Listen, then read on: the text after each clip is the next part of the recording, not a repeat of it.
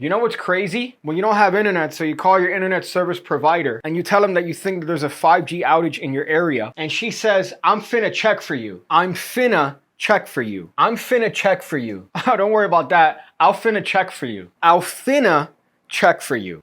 So here's a card trick. We have the participant take a deck of cards, in this case, the upcoming missing piece deck of playing cards.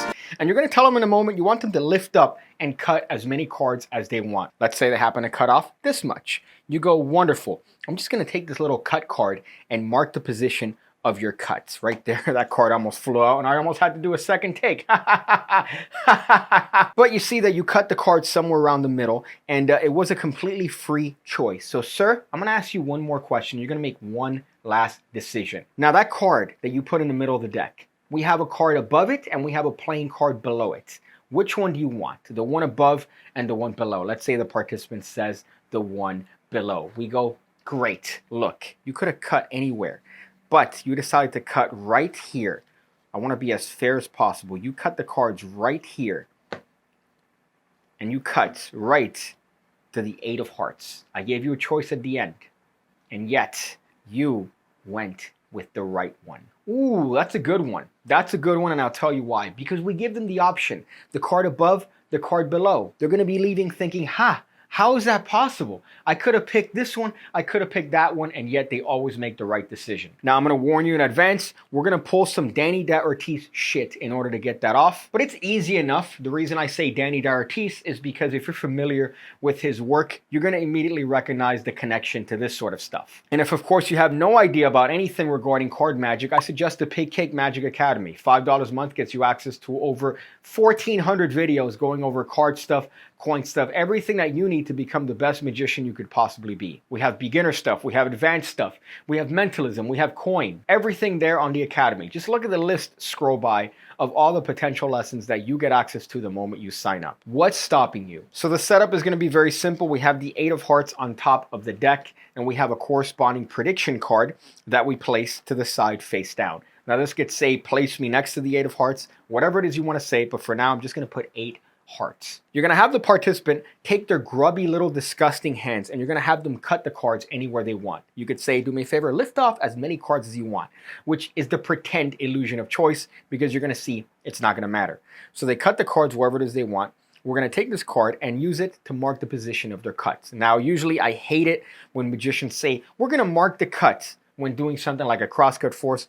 But in here, you're doing something like a casino cut card they use in order to actually mark the positions of cuts. And in this case, we're going to replicate that with our business card. Now at this point, you complete the cut and you're going to pick up the deck like this. We're going to pick up the deck in a position where we could either place the deck face down on the table or place the deck face up on the table. Now, when you do this is going to be very important because we're going to try to make this a non-move. And the way we're going to cover this is as follows. We tell the participant that they put the business card anywhere they want it in a deck, which is in fact a lie. They put it next to the 8 of hearts. But we're going to give them one more choice. There's a card above and there's a playing card below. Which one do they want? The playing card above or the playing card below? Now, if they say the playing card below, all we have to do is just place the cards on the table, cut to that cut card, or you could spread down to it, and then show them that the card below happens to match. You could even show them that the card above would have been a completely different card. Now, if they say above, you're going to have to turn the deck face up because now, if we spread to the cards, we notice that the business card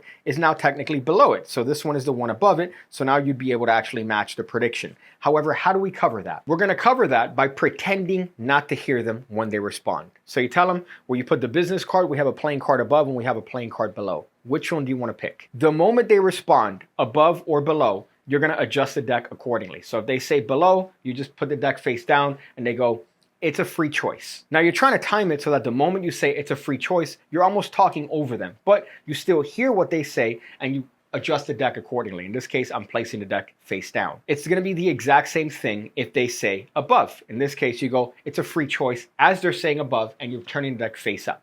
So now when you spread the deck, it's not going to matter because the card is always going to match based on the position. Now you can see where this gets into that Danny Ortiz territory because we're talking over them, we're hearing what choice they make, we're pretending not to acknowledge it, and then we're adjusting the deck accordingly. Now after the deck is adjusted accordingly, we go, what'd you say? You said below? And we're going to reiterate the decision that they made. Now, a good little tactic here, if you have a little bit of gonads, is to be wrong. What I mean by that is as follows. Sir, you put the business card anywhere you want it in a deck. Now there's a playing card above and there's a playing card below. Which one do you want? In this case, let's pretend they say below. Remember, we talk over them as they say their answer, and we go, it's a free choice. You could pick whichever one you want. Would you say above? Now, what's the participant going to do?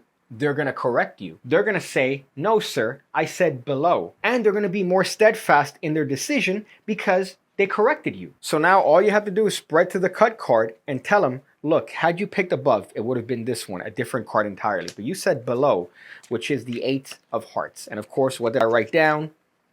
The 8 of hearts. You see the sneakiness of this trick, but it's great because we give them the option to either pick above or below. They think that it matters. Of course, it doesn't matter because we adjust the deck accordingly, but it's how we adjust the deck. So this is an attitude-based thing. It's not going to be for everyone, but if it's up your alley and you're willing to play around with the participant a little bit and take a little bit of chances, it's going to be a great trick. I'll finna check for you. So some advice at the end of the video. I'm finna give you some advice.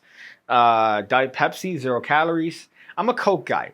Right, I'm a Coke guy, and I'll never turn around on Pepsi. But Pepsi tends to be a little bit cheaper from what I found. For some reason, ever since COVID, Coke and all these soft drink companies have said, hey, we're going to make sure that our prices are up your ass, but we're not going to change them, even though we're through a pandemic, we're through the situation where everything's inflated. So this, for a 12-pack, it's like $7.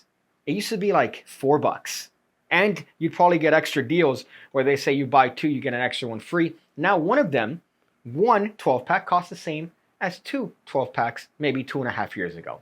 Come on, Coke, be better. Be better. Be better. Be better. Be better. But I've always been a Coca-Cola guy. For some reason, Pepsi always has this weird aftertaste. And whenever a place says Pepsi after I order a Diet Coke, I just stand up and leave. Which is the advice for this video, by the way. If you go to a restaurant and you order a Diet Coke and they go, we got Pepsi, you stand up and leave. Same thing if you ask for a Pepsi and they go, we only got Coke. Leave. Get out of there. I see you again. When I see you again. When I see you again. When I see you again. When I see you again. When I see you again. When I see you again.